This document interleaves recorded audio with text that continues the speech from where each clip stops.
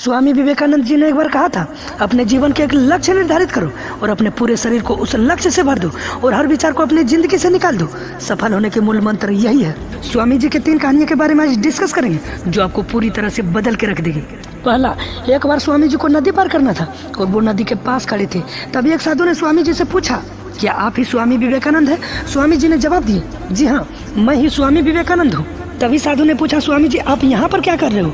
स्वामी जी ने कहा, मुझे नदी पार करना है और मैं नाव का इंतजार कर रहा हूँ। तभी साधु ने कहा, तुम इतने बड़े इंसान हो, तुम्हें कई सारे लोग अपना प्रेरणा के स्रोत मानते हैं और तुम अपना शक्ति से एक नदी तक पार नहीं कर सकते हो। देखो मैं तुम्हें नदी पार करके बताता हूँ। तभी उस साधु ने पानी पर चल करके नदी पार किया और फिर पानी पर चल करके स्वामी जी के पास आया और कहा, देखो मेरे पास इतना शक्ति है, इतना टैलेंट है, इतना ज्ञान है, फिर भी मुझे कोई नहीं जानता। और तुम्हारे पास कोई शक्ति नहीं, कोई ज्ञान नहीं, कोई टैलेंट नहीं, फिर भी तुम्हें इतने सारे लोग जानते हैं। तभी स्वामी जी मुस्कुराए बोले, तुम्हें ये शक्ति सीखने में कितने दिन लगे? साधु ने कहा, पूरे 15 वर्ष। इतने में स्वामी जी के नाव आ गया और स्वामी जी ने साधु को नाव में बैठाए और चल दिए। दोनों ने नाव में बैठकर नदी पार की और पार करने के बाद स्वामी जी ने अपने जेब से 1 रुपया बाहर निकाला और उस नाव वाले को दे दिया। यानी कि 50-50 पैसा, यानी दोनों मिला के 1 रुपया उस नाव वाले को दे दिया। तभी स्वामी जी ने साधु से कहा, जो काम तुम 50 पैसे में कर सकते थे उसके लिए तूने अपने जिंदगी के 15 साल बर्बाद कर दिया। और अगर यही 15 साल समाज के भलाई में लगाते तो आज तुम्हें भी पूरा दुनिया जानती।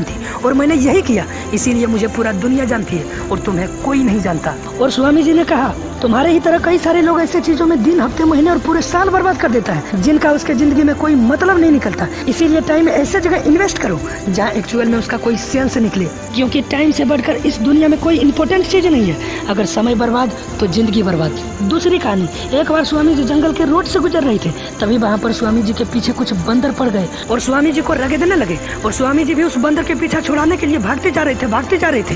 तभी एक व्यक्ति ने आवाज लगाया और कहा, डरो मत, इसका सामना कर। तब स्वामी जी पीछे मुड़े और कस के उन बंदरों को आंख दिखाई। तभी सारे के सारे बंदर स्वामी जी के पीछा छोड़कर भाग पड़े। और उन्हीं बंदरों की तरह होती है हमारी नेगेटिव थॉट्स, जिनसे हम डरते हैं और जितना डरेंगे ये हमें उतना ही डराएंगे। इसीलिए नेगेटिव थॉट्स और डर से डरो मत, बल्कि उसका सामना कर। इनसे तुम जितना ज्यादा डरोगे उतना ही ज्यादा डरेंगे।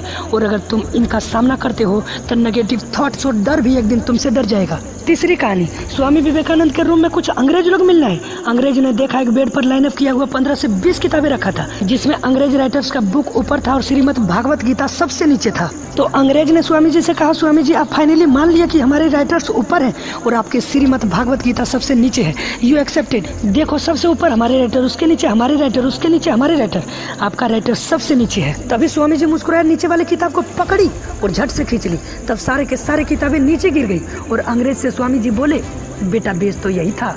इस वीडियो में देखा गया अपना राय कमेंट बॉक्स में जरूर दीजिएगा और ये बताइए कि स्वामी जी की ये 3 कहानियाँ आपको कैसा लगा।